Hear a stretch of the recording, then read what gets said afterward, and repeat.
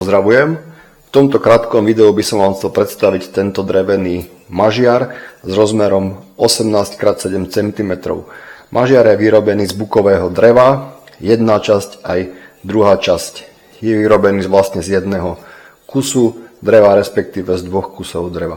Jeho hĺbka je dostatočná, vysoké steny nám umožňujú drvenie, miešanie väčších množstiev rôznych ingrediencií, či už sa jedná o nejaké korenia, biele, nové, čierne, štvorfarebné, prípadne iné korenia, tak aj čerstvých byliniek, kedy vieme tie bylinky alebo listy rôznych aromatických rastlín pekne, krásne rozdrviť, vymiešať a tým z nich dostať všetku vôňu a všetky chute, ktoré tieto suroviny, ingrediencie obsahujú.